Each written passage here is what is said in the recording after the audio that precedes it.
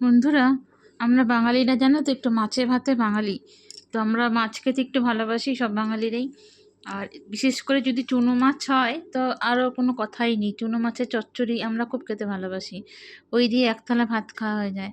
তাই আমি আজকে দেখো একটু চুনো মাছের চচ্চড়ি বানিয়েছি। সব রকম সবজি নিয়ে নিয়েছি, দেখো বেগুন, সিম, আলু, পেঁয়াজ, লঙ্কা, বাঁধাকপি কুচানো। তারপর এখানে মাছগুলো ভালো করে পরিষ্কার করে ধুয়ে নিয়েছি, ধুয়ে নুন হলুদ মাখিয়ে নিয়েছি। তো মাছগুলো আমি আগে কড়াইতে ভেজে নেব। ভালো করে নুন হলুদ মাখিয়ে মাছটা আমি ভেজে নেব কড়াইতে। দুবারে ভেজেছি, কারণ একবারে দিইনি। তারপর ফার্স্টে আমি কড়াইতে একটু কালো জিরে দিলাম আর একটু রসুন থেতো করে দিলাম। বেশ কিছুটা রসুন দিয়েছি, অনেকটাই। তো থেতো করে দিয়েছি, রসুনে একটা সুন্দর গন্ধ আসে, চচ্চড়িটা খেতেও খুব ভালো লাগে। তারপর রসুনটা ভাজা হলে আমি এখানে পেঁয়াজটা দেব। পেঁয়াজটা একটু নাড়াচাড়া করে পেঁয়াজটা দেবো এবারে। তো পেঁয়াজটা দিয়ে পেঁয়াজটার মধ্যে একটু নাড়াচাড়া করব। আমি 3টে পেঁয়াজ দিয়েছি এখানে, তো তোমরা এর থেকে বেশিও দিতে পারো। তো ভালো লাগবে। তো তারপর আমি পেঁয়াজটা একটু নাড়াচাড়া করে নিয়ে তারপর আমি সব সবজিগুলো এক এক করে দিয়ে দেবো। ঠিক আছে, এবারে আলু দেখো, আলু দেবো, আলু, বেগুন, সিম, বাঁধাকপি সব এক এক করে দিয়ে ভালো মতো নাড়াচাড়া করব। দিয়ে ভালো মতো আমি এগুলো নাড়াচাড়া করব। যে বিনস দিয়েছি, বিনস না সিম দিয়েছি, একটু সিম কুচি করে দিয়েছি, বেগুন কুচি করে দিয়েছি। দিয়ে সব দিয়ে একটু নুন দেবো, হলুদ দেবো, দিয়ে ভালো মতো নাড়াচাড়া করব। ভালো মতো নুন হলুদ দিয়ে ভালো মতো কষাবো। ঠিক আছে, দিয়ে ভালো মতো কষাবো। কষিয়ে আমি এখানে নুন হলুদ দিয়ে কিছুক্ষণ ঢেকে দেবো। ঠিক আছে, একটা থালা দিয়ে এই যে নুন দিলাম, হলুদ দিলাম, দিয়ে ভালো মতো একটু নাড়াচাড়া করে মিক্স করে আমি একটা থালা দিয়ে ঢেকে দেবো। একটু মজাবার জন্য একটু থালা দিয়ে ঢেকে দেবো। দিয়ে একটু ঢেকে দিলে কি তাড়াতাড়ি মজে যায়, তো জিনিসটা তরকারিটা রান্নাটা তাড়াতাড়ি হয়ে যাবে।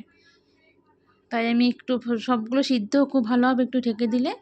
অনেকটা সবজি আছে তো এখানে, তো তাই আমি একটু ঢেকে দেবো। ঢেকে কিছুক্ষণ, পুরোটা ঢেকে দেবো না, কিছুক্ষণ 10 মিনিটের মধ্যে ঢেকে রাখবো। দিয়ে থালাটা তুলে তুলে মাঝে মাঝে নাড়বো।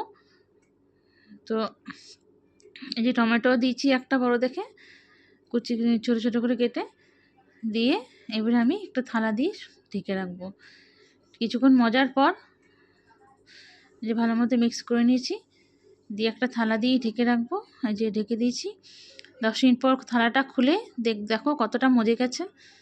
এইভাবে আমি চচ্চড়িটা কন্টিনিউ নাড়তে থাকবো। তারপর যখন দেখবো অনেকটা মজে এসছে, তখন আমি মাছগুলো, এই যে এদিকে মাছগুলো ভেজে রেখেছি, মাছগুলো আমি দিয়ে দেবো। যখন পুরো মজে যাবে চচ্চড়িটা, তখন আমি এই মাছগুলো দেবো, দিয়ে আবার ভালো মতো নাড়াচাড়া করবো। এই যে মাছগুলো দিয়ে দিয়েছি, দিয়ে আবার কিছুক্ষণ নাড়বো। এখানে আর কোনো কাজ নেই, এখানে খালি ভালো মতো কষাতে হবে, ভালো মতো ভাজা ভাজা করতে হবে পুরো চচ্চড়িটা।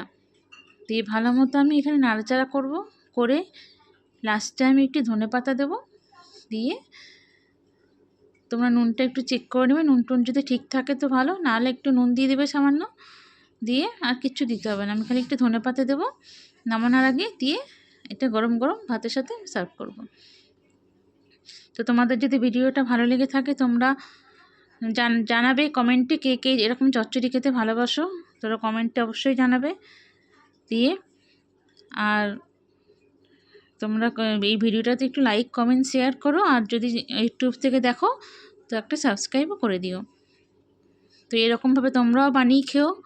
ছোটো মাছ জানলে চচ্চড়ি সব সবজি দিয়ে, এরকম শীতের তো অনেক রকম সবজি থাকে, তো তোমরা এরকম বানিয়ে শীতের সবজি দিয়ে বানিয়ে খেও।